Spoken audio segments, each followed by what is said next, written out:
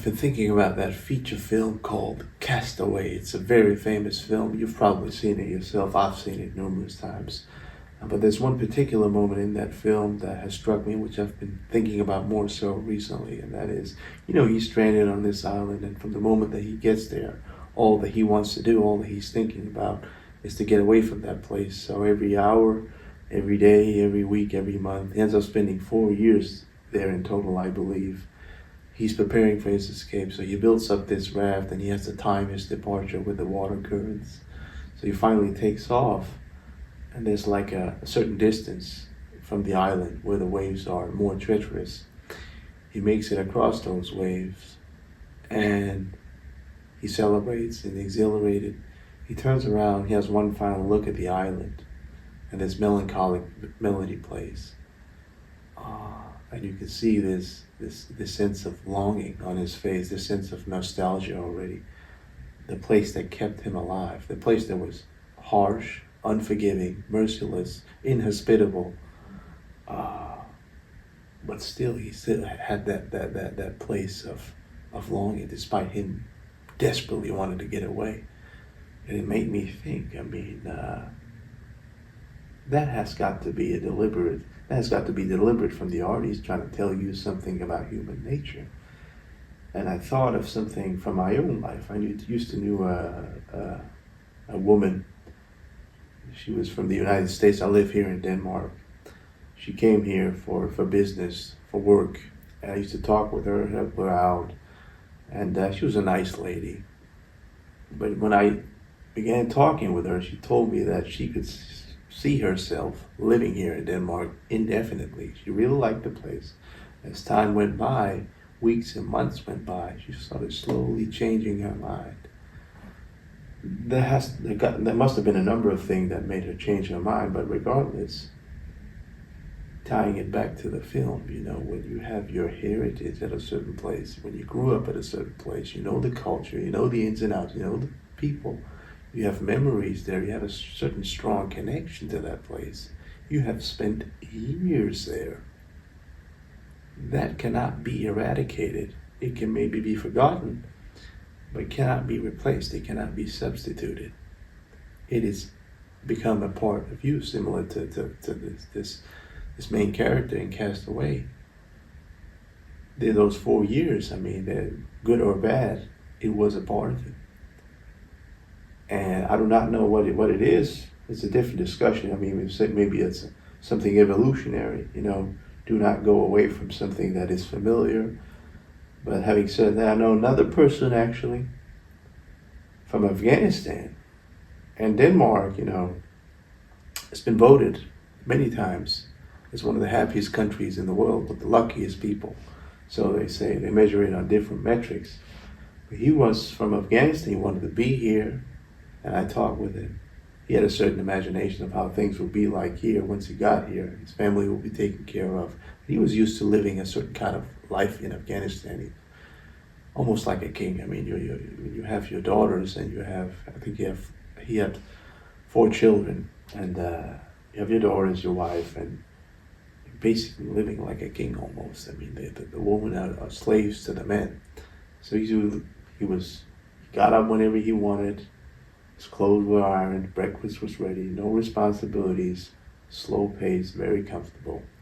But once he got here in Denmark, he had to be dutiful. You had to wake up at a certain hour, commute to work, do your work, get back home, cook your own dinner, provide for yourself. And he ended up being depressed. This was not what he thought he had signed up for. So he changed his mind also. He was, speaking of the happiest country in the world, it's a metric. They measure all the countries on different metrics. Something called the Global Peace Index, I believe. And Denmark is among the top 5 on that list. They do very well, but he was not happy here. Afghanistan, speaking of the Global Peace Index, is at the absolute bottom. He was more happy there. So you have to account for your own values, I think, your own preferences. You cannot say something in general. And happiest countries in the world, I've lived here a long time, and I don't exactly notice people smiling and being happy. This happiness that they're referring to, a more accurate word for it, I would say, is contentment, being satisfied with your life circumstances. But I still see very people who are quite depressed, who are, so suppressed they don't realize it, cautious, reserved, they lack character, they lack what you would call in English pizzazz. There's nothing interesting about them. A large number of them. I mean, they've lived oppressed lives, which is kind of, I find it a bit dispiriting to watch. I mean, you may be perfectly satisfied with wherever you're at, but if you're depressed, ask yourself some questions. You allow some room for introspection. Examine yourself. Why are you depressed? And obviously, it's a multifaceted matter. But I think personally, depression, if you feel off or if you feel low, you're not doing what you are supposed to be doing, what you're meant to be doing. Your body is telling you move. Your body is telling you go out there, do something with your life. You are probably most likely missing out on a lot of things. You're caught in this circle. You're living a very predictable, mundane life, and nothing happens. I recently went to a city which I grew up there. I haven't been there for many years. And I went back to that city, and very little has changed in that city. And I saw some people that I knew. New people came by, new generations grew up. But I saw some of the people that I knew, and they were living the exact same lives like they did a decade ago. They did the same thing. A decade is a very long time. So you get to be 100 years old, that's like 10% of your lifespan. You're still doing the same thing. And I'm not trying to say there has to be something wrong with it, but I think it's a bit sad. Surely you must think that you must be content with being missing out on a lot of things. And a lot of these people, when you look at them, I don't think many of them are even the main character of their own lives. They're subscribing to other people, subscribing to celebrities, to somebody who is living life on their own terms, who lives glamorous lives, exuberant lives. And they're just sort of vicariously living through those persons those people don't even know they exist. If you like James Bond, James Bond is a fantasy figure. And maybe it's possible for some, very few individuals, yes, but you can aspire, you can become better. If you're out of shape, and James Bond is not out of shape, he's able to woo the female, do any kind of sports imaginable, go to these exotic locales, wear these fancy suits, have a very eclectic life. But you're not able to do it, but you should be able to do it. I think that's where your depression is rooted in. Is because you're missing out on something. Obviously there are more layers to it, but that's partly the explanation, I would think. I saw this, there was it's a social media post that I came across, the nihilist penguin. You've probably heard of it. It was a clip from a documentary from 2007, I think. Somehow, for some reason, somebody took it, posted it on social media. It blew up, became viral.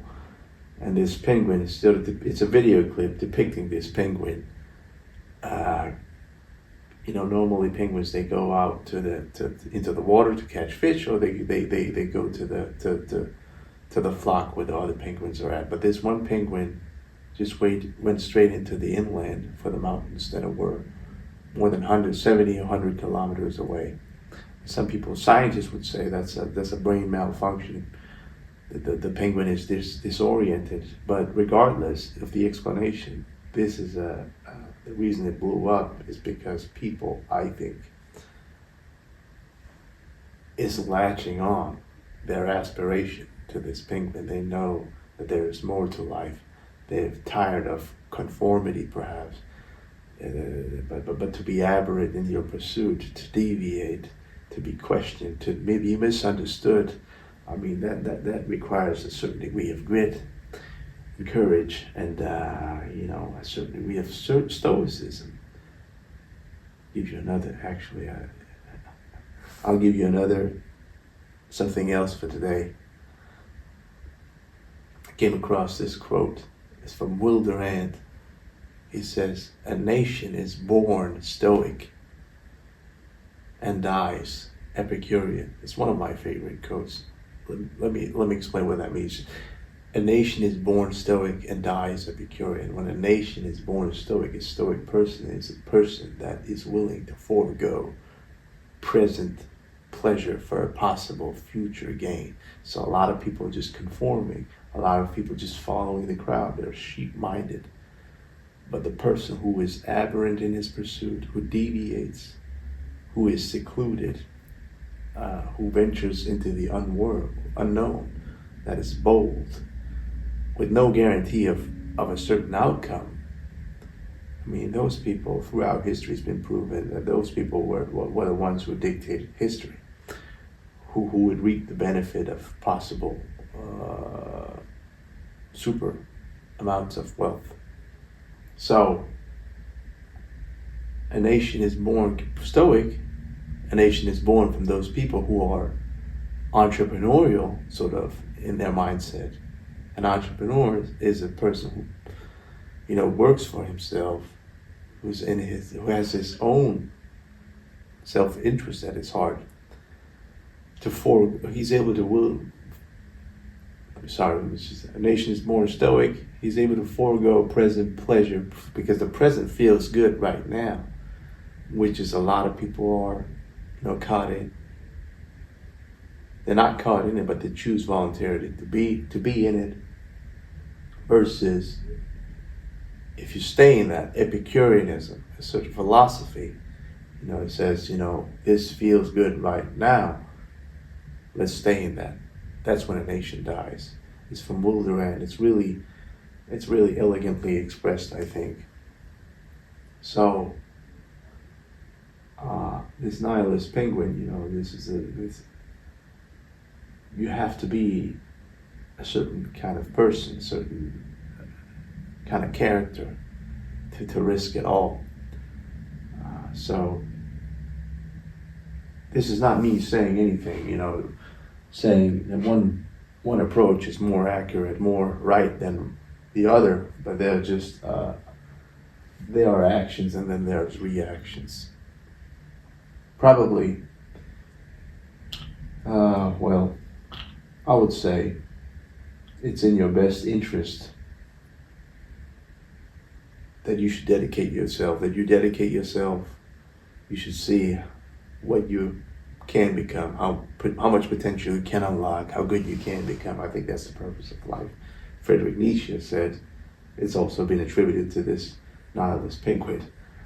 Understandably, he said, I know of no better life purpose than to perish in attempting the great and the impossible, The great and the impossible. You need to understand something about human nature. A lot of people are expressing discontentment, dissatisfaction, complaining, feeling sorry for themselves, lamenting all of the time. People do it all of the time, all over the world. But it will not have as big of an effect on people if you go out and say, okay, I've made it. I defied the odds. This is what I can do. And you sort of blow their mind. The fascinating factor is more long-lasting. It's more sticky to people. Well, people will forget. People will forget about this certain. If I go out and say, okay, this is what has happened to me. This is the reason I am the way I am. This is just a pity, all of it. I feel sorry for myself, and life is horrendous. Well, people are not going to care that much in the long term. versus if you say, okay, I'm able to play blindfolded chess against tense humans, or I did a ultra marathon in the extreme heat, or I was able to solve a Rubik's Cube blindfolded in this many seconds, or I was able to survive such harsh conditions. I was able to cross the Pacific Ocean. I was able to cross an ocean and discover Indians. I mean, the fascinating factor is what people will not forget so easily. It owns space in their head. I used to be, a lot of the times, the reason I have this level, the reason I think the way I think is because I don't do what many of my friends do, friends my age do. I don't do what other people like to do. I don't like going out to cafes. I don't like going to social events. I don't like being silly. I don't like going to clubs. I spent 1 minute in a club and I immediately wanted to get out of there. It was noisy. I didn't like the people there. I didn't like how they conduct themselves. It was nonsensical. This is just a waste of my time. And when I go into everything, I think of it, I should attach as much value into everything that I do. And this was not it. So I was there, while other people were out enjoying themselves. I was in the gym, like Friday night in the gym, working on myself.